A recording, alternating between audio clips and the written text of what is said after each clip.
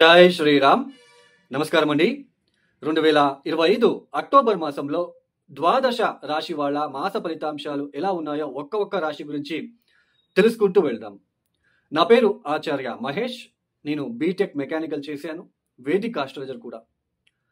చూడండి, జ్యోతిష శాస్త్రం అంటే మనం పుట్టిన డేట్ ఆఫ్ బర్త్ టైమింగ్స్ ఏదైతే ఆ టైమింగో ఆ ఒక డేట్ ఆఫ్ బర్త్ ఉంటుందో ఆ సమయానికి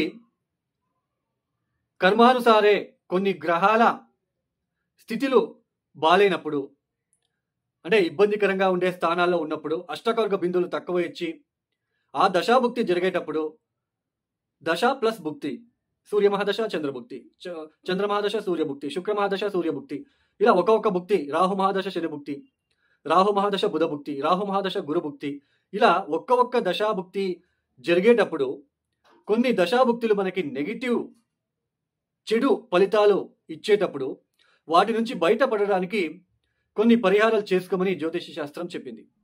అయితే ప్రస్తుతం అత్యాశ ఎక్కువయి ఆశతో ఇన్స్టాంట్ రిజల్ట్ కావాలి, తొందరగా ఫలితాలు రావాలి, తొందరగా అయిపోవాలండి, ఆ పనులన్నీ అయిపోవాలి, నేను మంచి జాబ్ రావాలి, నేనేం తప్పు చేయలేదు అయినా నాకు ఇబ్బంది పడుతున్నాను, జాబ్ లేదు, సరిగ్గా ఆరోగ్యం విషయంలో ఇబ్బందులు, లేదా డబ్బు విషయంలో ఇబ్బందులు, ఇలా పడుతున్నాను, తొందరగా రిజల్ట్ రావాలి అంటూ కర్మానుసారే బుద్ధి. చూడండి, పంచమ స్థానం బలహీన పడితే సంతానం విషయంలో ఇబ్బందులు, మన బుద్ధి ఆలోచన విధానం సరిగ్గా ఉండదు, ఫికాలిటీ మైండ్ మారుతూ ఉంటుంది. పంచమ స్థానం బాగాలేకపోతే మళ్ళా ఈ ప్రేమ, ఆప్యాయత, బాండింగ్, రికగ్నైజేషన్ ఇవన్నీ కోల్పోయినాడు ఆ వ్యక్తి అంటే పంచమ స్థానం బలహీనంగా ఉంది అని అర్థం. సో కర్మానుసారే బుద్ధి. సో మనం ఏం చేస్తాము, తొందరగా ఆయన ఏదైనా ఇస్తాడేమో, ఆయన ఏమైనా జంక్షన్ ఇస్తాడేమో, ప్రత్యేకంగా పూజలు చేసి వేసుకోగానే మనకి కర్మ తగ్గిపోతుంది, లేదా ఏదైనా రుద్రాక్షి వేసుకోగానే అంతా అయిపోతుంది. ఇలా ఇన్స్టాంట్ రిజల్ట్ కోసం చాలా మంది పరితపించి డబ్బులు నష్టపోతున్నారు. జ్యోతిష శాస్త్రంలో అలా ఇన్స్టాంట్ రిజల్ట్ ఉండదండి. సో పూర్తిగా కర్మని పోగొట్టుకోలేము. బట్ కొన్ని దశాభుక్తులు వచ్చినప్పుడు సరైన మార్గదర్శనం కూడా దొరకదు మనకి, సరైన జ్యోతిష్కుడు కూడా దొరకడు. సో వాళ్ళు ఏదో డబ్బులు వేసేస్తారు, పూజలు చేపిస్తారు, మీకు మంచిది జరిగిపోతుంది అంటారు, మీరు వేసేస్తారు, అక్కడ మీకు వేస్ట్ ఆ డబ్బు. దాన్ని కర్మానుసారే బుద్ధి అంటాం. సో ఇది ఎందుకు చెప్పడం జరిగింది అంటే ప్రతి ఒక్కరు కూడా అర్థం చేసుకోవాలి. అందులోన 24 గంటల్లో పరిహారాలు, 24 గంటలలో మీ తలరాతలు మార్చేస్తామని మీరు ఇన్స్టాగ్రామ్లో కావచ్చు మీరు పోస్టులు చూస్తూ ఉంటారు. అలా ఎప్పటికీ ఉండదండి. అలా 24 గంటలలో పరిహారాలు చేసుకునే ఒక సొల్యూషన్ కనుక ఉంటే ఈ పాటికి అందరూ బాగుపడేవాళ్ళు కదా.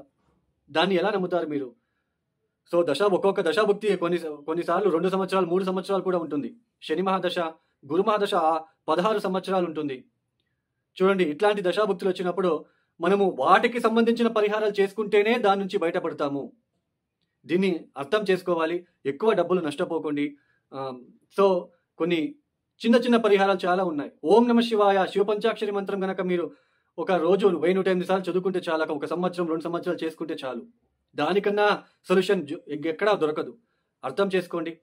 ఇక ఈ ఒక మాసంలో గ్రహ సంచారం మనం తెలుసుకున్నట్లు కనుక అయితే చూడండి, ముఖ్యంగా రాహు కుంభంలో సంచారం, శని మీనరాశిలో సంచారం, గురు మిథున రాశిలో సంచారం. అయితే ఆయన అక్టోబర్ 18వ తేదీ నుంచి కర్కాటక రాశిలోకి వచ్చి సంచారాన్ని ప్రారంభం చేస్తున్నారు. అతిచార మార్గంలో తొందరగా వచ్చేస్తున్నారు. అక్కడ ఉండి ఒక 2 months తర్వాత మళ్ళీ వెనక్కి వక్రించి మిథున రాశికి వెళ్తున్నాడు.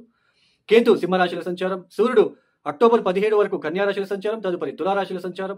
బుధుడు ఈ మాసంలో 2 రాశుల్ని మారుతున్నారు. అక్టోబర్ 3వ తేదీ తర్వాత తులారాశి, అక్టోబర్ 24వ తేదీ తర్వాత వృశ్చిక రాశిలోకి వెళ్లి సంచారాన్ని ప్రారంభం చేస్తున్నారు. శుక్రుడు అక్టోబర్ 9వ తేదీ వరకు సింహంలో సంచారం, తదుపరి కన్యా రాశిలో సంచారం.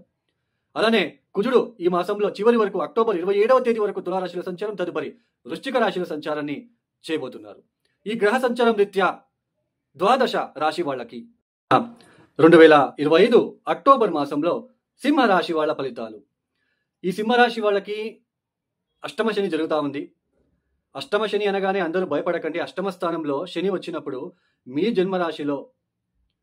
జన్మ జాతకంలో అష్టకవర్గ బిందువులు అంటే ప్లానెటరీ పొజిషన్, అక్కడ స్ట్రెంగ్త్ రిప్రజెంట్ చేస్తుంది. 0, 1, 2 బిందువులు కనుక ఇచ్చి ఉంటే వాళ్ళకి కొంచెం ఆరోగ్యరీత్యా, ఆర్థిక విషయాల్లో, ఉద్యోగ విషయాల్లో ఇబ్బందులు ఉంటాయి, ఎక్కువగా ఇబ్బందులు. అదే 4, 5, 6 పాయింట్స్ కనుక ఇచ్చి ఉంటే పెద్దగా డిస్టర్బెన్సెస్ ఉండదు. అష్టకవర్గ బిందువులు చూసుకోండి.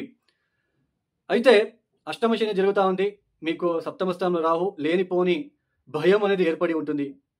అంటే ఈ గురుబలం లేకున్నప్పుడు దశమ స్థానంలో గురు సంచారం జరిగేటప్పుడు అష్టమ స్థానానికి వచ్చినప్పుడు స్టార్టింగ్లో దాదాపు జూన్ వరకు కూడా కొంచెం లేనిపోని భయము, నెగిటివ్గా ఆలోచించడం, ఉద్యోగంలో ఇబ్బందులు, శారీరక శ్రమ పెరగడము, ఆరోగ్య విషయంలో ఇబ్బందులు మీరు ఫేస్ చేస్తూ వచ్చారు.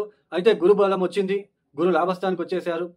సో అప్పటి నుంచి దాదాపు జూలై, ఆగస్ట్, సెప్టెంబర్ ఈ 3 మాసాలు కూడా అక్టోబర్ 18వ తేదీ వరకు కూడా గురు లాభస్థానంలో సంచారం చేసేటప్పుడు పంచమాన్ని చూస్తారు. శని కూడా చూస్తున్నాడు పంచమాన్ని, అలాగే గురువు గారు కూడా చూస్తున్నారు. అయితే అక్టోబర్ 18వ తేదీ తర్వాత గురువు వ్యయస్థానానికి వచ్చేస్తాడు. అప్పుడు పంచమాన్ని ఎవరు చూస్తారు? ఒక్కరే చూస్తారు, శని మాత్రమే చూస్తారు. పంచమ స్థానం అంటే ఏంటి? మన బుద్ధి కౌశల్యము, ఎలా ఆలోచిస్తున్నాము, భయపడుతున్నామా, ఏదైనా ఇబ్బందులు వస్తున్నాయా సంతానం విషయంలో, ఇలా పంచమ స్థానం మీద శని ఒక దృష్టి పడినప్పుడు గురువు గారు 12వ స్థానంలోకి వచ్చేస్తాడు. కాబట్టి లేనిపోని తగాదాలు లాంటివి, అవమానాలు, నెగిటివ్గా ఆలోచించడము, భయం పెరిగిపోవడము, తర్వాత ఆరోగ్యరీత్యా డిస్టర్బెన్సెస్ ఫేస్ చేయడము, ఎక్కువ హాస్పిటల్స్కి వెళ్ళి రావడం లాంటిది, ఆర్థిక విషయాల్లో ఇబ్బందులు రావడం లాంటిది, ప్రేమికుల మధ్య తగాదాలు, భార్యాభర్తల మధ్య తగాదాలు పెరిగిపోవడం లాంటిది, ఇలాంటివి ఎక్కువగా సింహరాశి వాళ్ళు చూడవలసిన ఆస్కారాలు ఉంటాయండి. కొంచెం డిస్టర్బెన్సెస్ ఎక్కువగా ఉంటుంది కాబట్టి దశాభుక్తి చూసుకోండి. అలానే శని అష్టకవర్గ బిందువులు చూసుకోండి. 4, 5, 6 కనుక ఇచ్చి ఉంటే బెటర్. అదే 0, 1, 2 కనుక ఇచ్చి ఉంటే డిస్టర్బెన్సెస్గా ఉంటుంది. కాబట్టి కొంచెం జాగ్రత్తలు పాటిస్తే మంచిది. ఈ సింహరాశి వాళ్ళకి కొంచెం డిస్టర్బెన్స్ ఉంటుంది కాబట్టి శారీరక శ్రమ పెరగడము, విద్యార్థుల చదువుల పట్ల అశ్రద్ధ చూపించడము, నిద్రలేని రాత్రులు, ఇలాంటివన్నీ చూస్తారు. కాబట్టి ఈ సింహరాశి వాళ్ళు ప్రతిరోజు మానకుండా కాలభైరవేశ్వర గాయత్రి మంత్ర పఠన చేసుకోండి. ప్రతిరోజు శివాలయంలో నల్లనువుల ఒత్తులు వెలిగించండి. సాయంత్రం పూట ప్రదోషకాలంలో శని త్రయోదశి రోజు శివుడికి నువ్వుల నూనెతో అభిషేకాలు చేయించుకోండి. అలానే దక్షిణామూర్తి ఆరాధన చేసుకోవడానికి ప్రయత్నం చేయండి. ఇక ఈ వీడియో మీకు నచ్చితే లైక్ చేయండి, షేర్ చేయండి, సబ్స్క్రైబ్ చేసుకోండి. మరియు ఎవరికైనా ఆస్ట్రాలజీ కన్సల్టేషన్ కావాలనుకుంటున్న వాళ్ళు డిస్ప్లే అవుతున్న నెంబర్కి నేరుగా కాల్ చేయండి. ఇక సర్వే జనం సుఖినో భవంతు. ధన్యవాదములు. జై శ్రీరామ్.